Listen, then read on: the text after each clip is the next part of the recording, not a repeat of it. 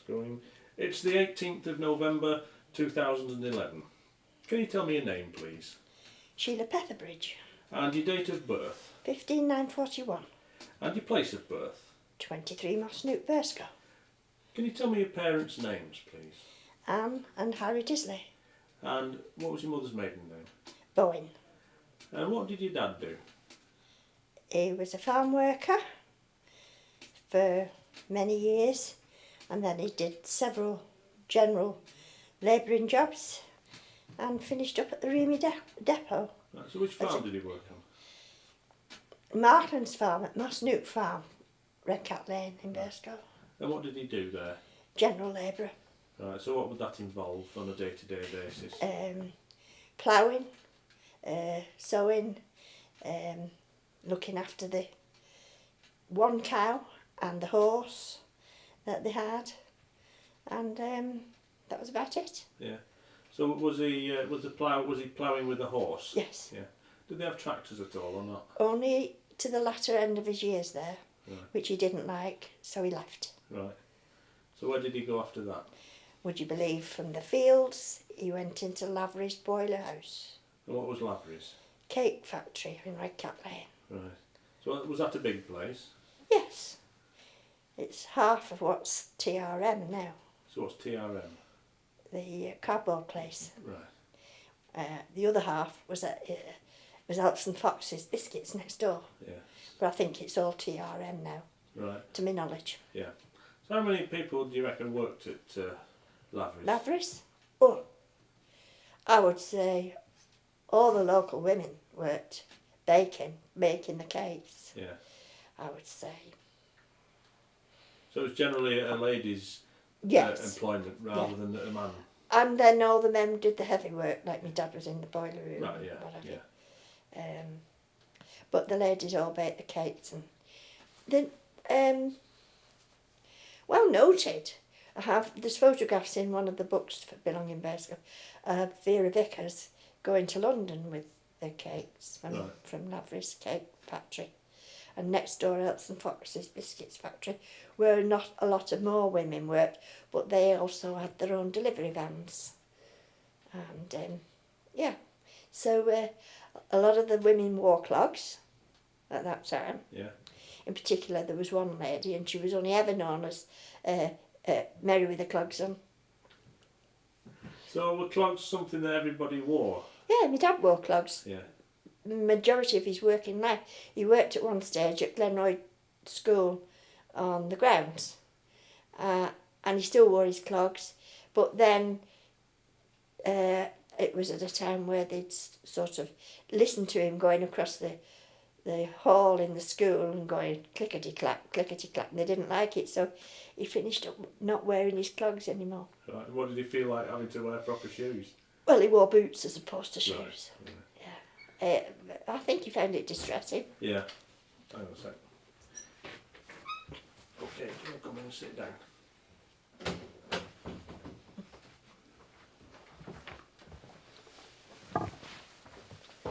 Go back on his machine. Yeah. So what did your mother do? Well, she brought 6 of us up for starters. She worked for Mr. and Mrs. Hannah in the house. What was she doing there? Cleaning. Right. And then after that... Would it be in service? Is that what we call it? No. She used to go on a daily basis. Right.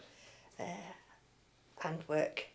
They had a permanent lady in service, Right. Miss Frances Parsons. But my mother used to go and do the heavy general work, whereas Frances used to feed them and do all the washing and ironing. But my mother used to go in and clean and Right. general dog's body. And then after that, when we were a little bit older, she worked at Elks's in what they call the dispatch. And she worked 4 till 7, because she could only work part-time because we were all still at home. Mm. And yeah, so that was it. So what was the dispatch? What was she doing there? Loading the wagons for the biscuits to go out on dispatch. Yeah. So again, was Elks and Foxes a big employer? Yeah. You'll still find Elks's biscuits today. Yeah. They're Yorkshire based. Right. But all the ladies, if you look round the ladies, like my auntie there, she worked at Elxie's, and she used to come to my mother's on a Thursday afternoon, and they used to sell broken biscuits and chocolate mallows, and she always used to buy. You could buy them cheap on a Thursday, and she'd come to my mother's, and we'd all have a treat. Yeah. Biscuits. If I can go back a generation, you've told me that your grandfather worked on the barges. On the barges. So can you tell me a bit about that, please?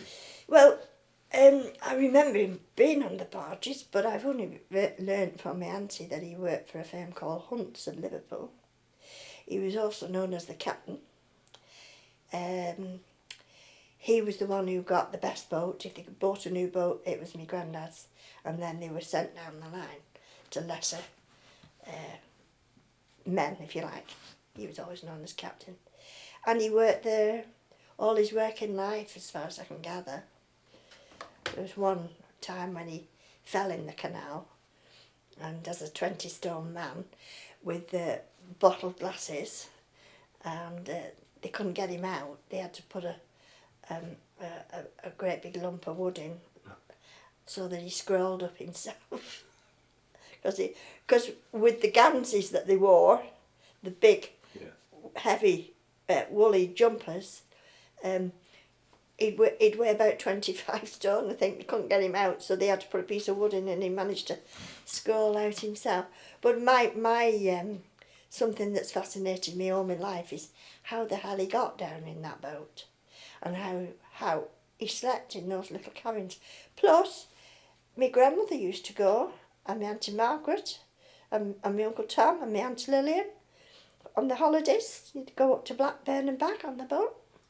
Where? Because they just weren't big enough, and they'd eat and sleep in there, for 3 weeks during the school holidays. But unbelievable. Yeah. So what do you know what he was carrying? Coal, mainly. Nutty slack was his main thing. Right. Yeah. So he picked that up at Liverpool, would he? Yeah. So that was coming in from abroad, was it? I've no idea. You don't know, yeah. I've no idea, but So I only ever knew him to be carrying nutty slack, simply because he kept our fire burning when we were at home and had a coal fire. Yeah. And my dad used to go and collect a bag of nutty slack. So where was he taking it? Up to Leeds. Right. Up to Leeds. Always amazes me that, Leeds is, there's Yorkshire coalfields, and they have to bring it in from where, even in those days. Yeah. They can't dig it out themselves and use it there. As far as I know, it was out. It went up. That was it. That was his trip up to Leeds and that. And they used to do the shorter one to Blackburn and back. Leeds was a long one. Yeah. So, was he going all the time? What they call it? Is it flyboating, where they travel night and day? I wouldn't know about that. I don't think so. No. A flyboat is one that's towed behind. Right. It's not the fact that they're going night and day. Right. No, I think they used to pull up for night time. They weren't allowed to go at night time. They weren't allowed to travel on the canals at night time. They had to pull up. Right. Because I know one or two people I've spoken to said they go so far, pull up at night and then go home. Well, apparently some of them did do that, but I've no recollection whether my granddad did or not. Right. Yeah. Did you know your granddad at all? Oh yeah, I knew my granddad. Yeah. I knew my granddad. I didn't know my grandmother. She died. Right. Before I was born. So did you know he was on the boats at the time? Yeah. Yeah. So did he go on the boat? Yeah. Oh yeah. Yeah. Used to go. Well, we used to go for Sunday dinner, every Sunday dinner. Right. My Uncle Tom, my mother's brother, Uncle Tom, youngest brother, he used to come for us to Moss Nook, and he'd take me and my sister on the crossbar of his bike over the fields, through Crabtree and along the canal to my granddad's, and we'd have our Sunday dinner there. Right. And then he'd bring us up same way, two on a push bike. Yeah. So where your granddad lived at? 6 New Lane. Right. With my auntie. Yeah. And with with my auntie mainly, Uncle Tom and Auntie Lillian. Yeah. Of course, I never knew my mother to be at home with her dad, because of course I was a fourth child. So. Right. But I knew my granddad. His first wife died at 48 with consumption. And he married again, somebody called Tabitha. And my Uncle Tom, who died 2 years ago, and I said to him one day, what about Tabitha, Uncle Tom? Don't mention her name, he said to me. She used to lock him in wherever and thrash him. And anyway, she only lived 2 years and she died with consumption too. Right. Well, Burscough is a boating bargeman's area, isn't it? Yeah. I mean, were there any stories going around at all about boatmen, and do you know or not? Or maybe you're the wrong person to ask, I don't know. No, not that I know of. You mean, did they have a bike? They used to laughingly say, my father had a bike, you know. But no, I don't think so. They were all... There was a couple of characters, wasn't there, on the canals? One of them was Bill Gibbons. Yeah. Did you know Bill? Yes, I did. Can you tell me anything about him? Not really, no. Other than there's a lot of Gibbonses. Yeah. Gibbonses live next door to my granddad. Right. At number 7. Yeah. But, and then there was more Gibbonses, mainly at Ring of Bells. A lot of Gibbonses there. Well, the only one I really... I remember the people that lived next door to my granddad at number 7. But I didn't know anything about them. Because Bill, of course, was quite an entertainer, yes, wasn't he, in his later I knew days? him. Yeah. I knew him as an entertainer. Yeah. So what did he used to do? Clog dance. Yeah. And sing. Do you remember any of the songs he used to sing or not? Not really, only the pace-second song. Do you know that? I know of it and I know bits of it, but I don't know it all. Did you used to do pace singing? I did. So can you tell me what you used to do? We used to dress up on Good Friday morning, and you were only allowed to do it till 12 o'clock. And we dress up, and because of where we live, we went round the farms. We were very lucky. I mean, you had to walk to go, but we'd go round the farms and knock door to door, and we'd either get a couple of pennies, or if you went to the farms, you get an egg or something like that. Right. But for me, my memories of Harry Almond, and he lives in Pardo Court now, and his mate Dennis Palmer, and the Brewer twins. They used to go pace singing. Well, they didn't take a basket like we took a basket. They just, if they got an egg, they put it in their pocket. And then one of the others would come up and go, and they'd go home with egg all streamed down the legs. They never got home with eggs. They were all busted before they got home. But the monkeys, they used to pinch birds' eggs as well. And I can always remember chasing them and belting them for pinching birds' eggs. Yeah. So who were the characters you used to dress up as? Well, not a gypsy really. We wear a gypsy dress or with a thing round our head. Right. So just what my mother. So it wasn't anything in particular. No. Because I know the song. You know, he talks of the Jolly Jack Tar and Tosspot and. Yeah, there's a photograph in one of the books of them. Right. But we didn't know the payseggers as Emma Vickers did it. We just did it because it was part of what we did as a child. But I didn't know what doing the hand signals. So you never saw Emma doing it, or only their group? When I was older, because Emma didn't not only do the payseggers and train the Morris dancers that you saw, and play her accordion. I was in the Morris dancers, and along with the Morris dancers, she used to write and produce pantomimes. Right.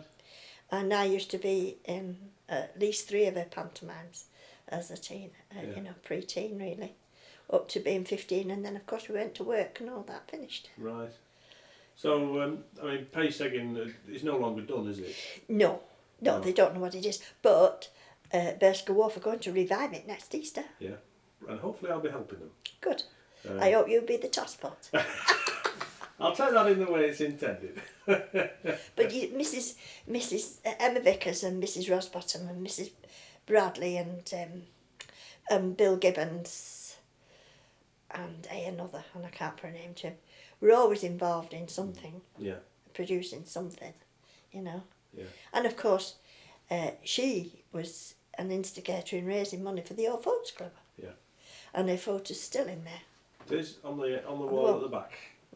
I know we did. Were you there that night? Me and Sid came along. No. We did talk about Lancashire dialect. All right. And I could see the picture on the wall. I thought, I know who that is. Yeah. Well, she'd be listening to you and saying, "That's not how you say it." I'm sure she would. I never knew her, but.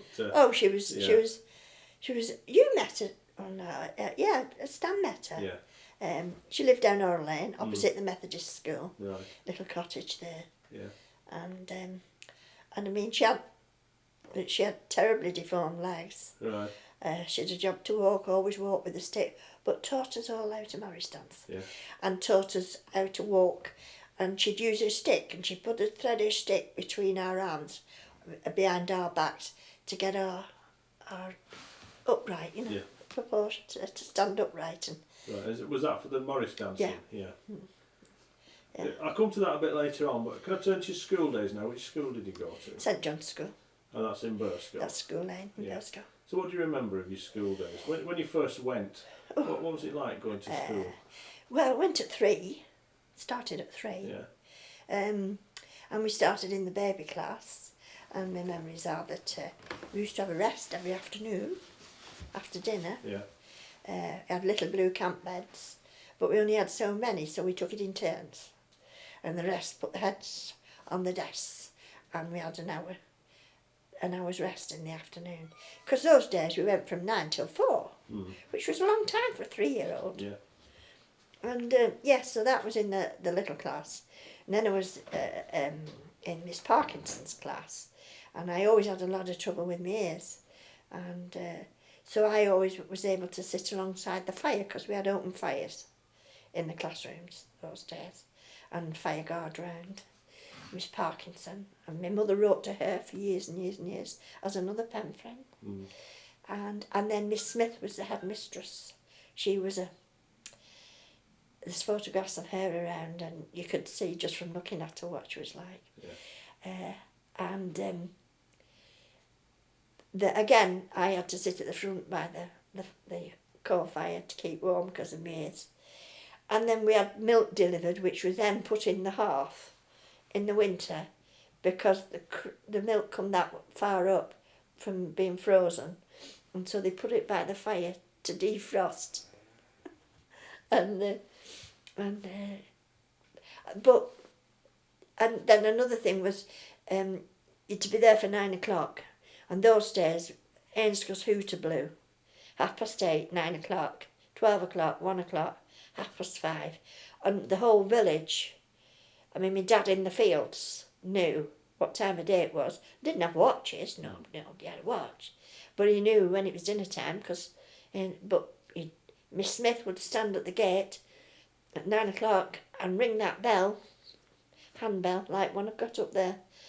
And if you weren't through that gate by the time she finished ringing, you were in trouble. And I mean, we were only kids, We only stayed in the infants to 7-ish, and then we went across to the big part of it, because we never went to secondary school. There wasn't one. We stayed at Burscough, St John's School, till we were 15, and left the first holiday after we turned 15. So I turned 15 in September, and I left at Christmas. And then I started work at Pro Benson's Harport in the new year. Yeah. Can you tell me what your classrooms were like? Well, very much like they are now. Yeah. But did you have desks in rows, or? Yes. And did you have like lids that you could open to put books in? Or? Only in the top classes. Yeah. Not before then. You had just like a foam and a long tabletop. Right. But when you got to the top class, you had a desk with a lid. Yeah. But only in the top class. And were you using pencils and paper or pens? Ink. They used to have an ink monitor. Right.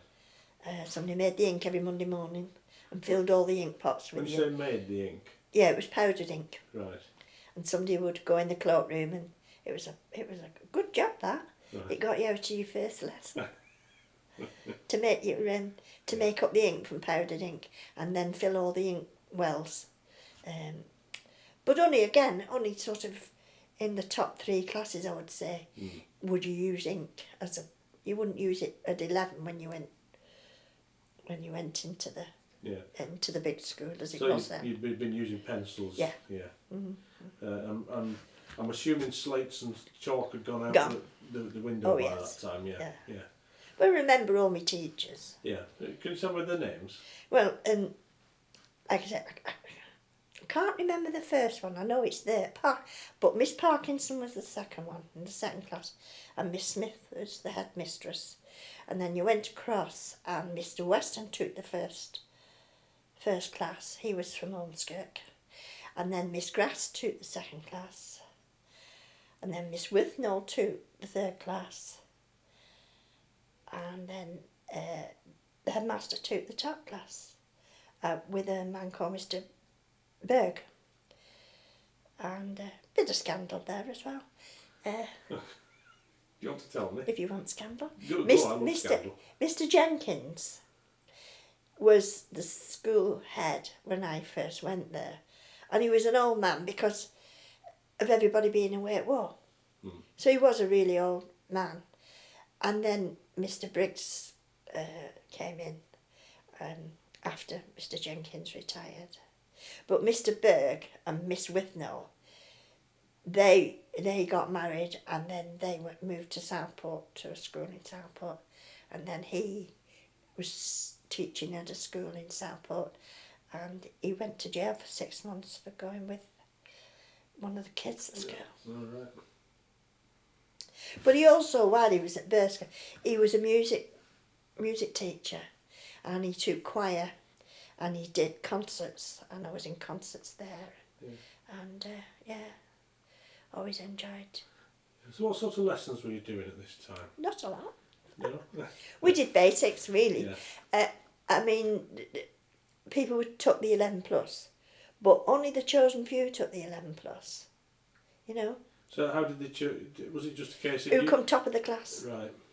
So you'd get the top two, or I think there was about 5 went in the year when I so this I is was when you were sort of 10, 11? Yeah. Yeah. Yeah. Yeah. So were you thinking, oh, I wouldn't mind going to grammar school? Or Never give it a having thought. The chance now? We never knew anything about it. No. People were chosen to do a test. They did a test on a Saturday morning, and then so-and-so's going to grammar school. Right. We didn't know what grammar school was. No. We were so naive. And to be honest with you, we went to St John's School, C.V. We knew there was a Methodist, but we never knew there was a St John's Catholic. No. We knew there was a Lord's Gate up the main road, but we never knew St John's Catholic. And we didn't know the difference between actual religions. You know, it was just another school. Yeah. It didn't matter to us that they were a different religion. We didn't know anything about it. Yeah. We're so naive. But we didn't know there was an 11 plus. Yeah. It was just some were chosen to take it. And my brother went to grammar school. Yeah. I don't know how he was chosen, but he went. One of my brothers. Like you say, if they did well, then I suppose they'd be chosen. And like I say, we went to that school till we turned 15. Yeah. And left at Christmas.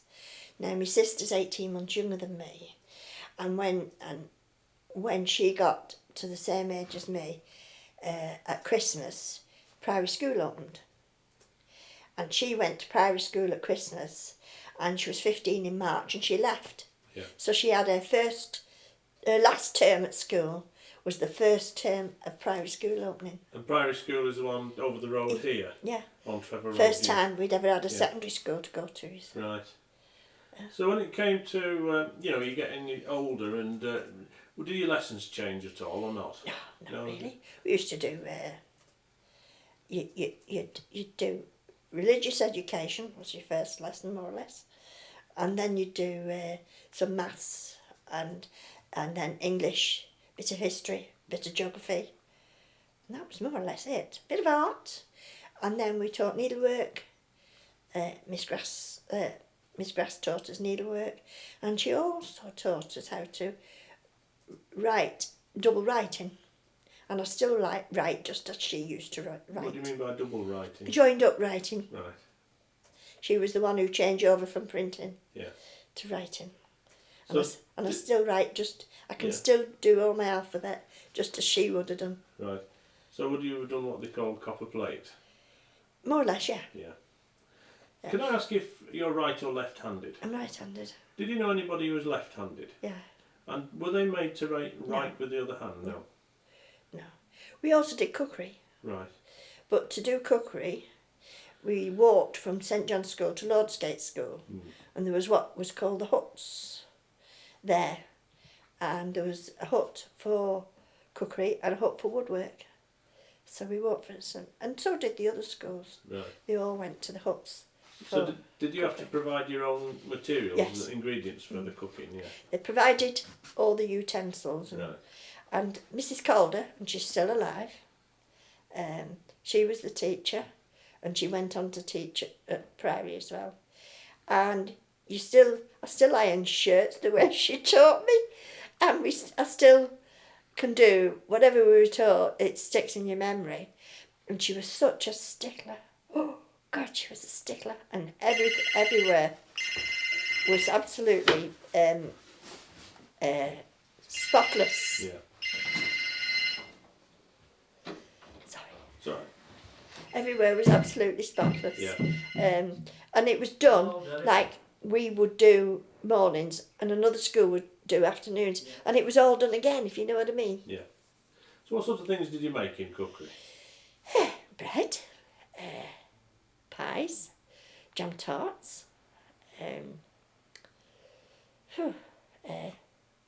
hot pots. We used to take it home after. Yeah.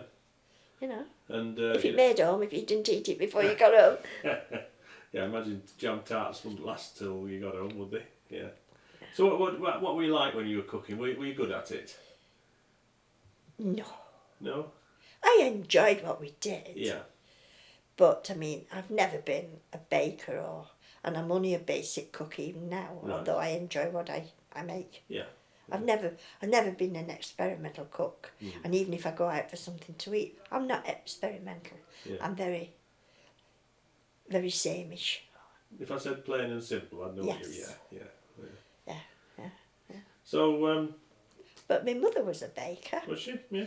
With having 6 of us to Right. feed, she'd spend every Saturday afternoon, and at the end of it, there'd be a pantry full of pies and cakes and jam tarts and currant shoddy and scones, and they would last till about the Thursday the following week. What's currant shoddy?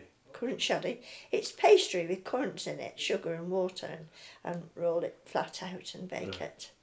So is that what we'd call Eccles cake or something like that? Very similar, but Eccles cakes are individual and much thicker. Right. Whereas my mother's, you cut it in wedges. Right. So and it's butter like it. It's like currant filled pastry. Yeah. A bit sweet. Currant shoddy. Yeah. I mean, what is Graham's shop, general shop in the village there? We were all, starting with our Audrey, the eldest, we brought all the shopping from Graham's as each one went down the line. And I can remember with so many of us, and they shut for Christmas those days. They really shops really closed. And I can remember 10 or 11 loaves to see us over Christmas, you know.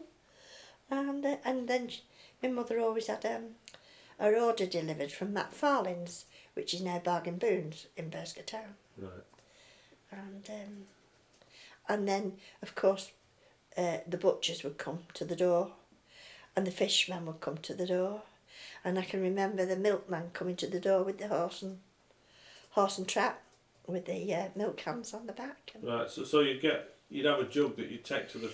Yeah, and he'd ladle it out into your jug. There was no bottles in those days. No. Although my dad used to bring a can from the farm. Right. We used to get a can of milk from the farm once a day. Yeah. And that was his allowance, was it? Yeah. Yeah. Yeah. But we had to boil that before it went off. It used to soon go off. Right. Because we'd no fridges. No. No refrigeration. I suppose being from the farm, it wouldn't have been pasteurised or anything like that. So. It was pure milk. Yeah, straight from the cow. Remember my mother, we had a big old black grate then, like everybody did. And my mother used to cook on that grate. No other means of cooking. And I can remember big chip pan on fire, you know. When you think about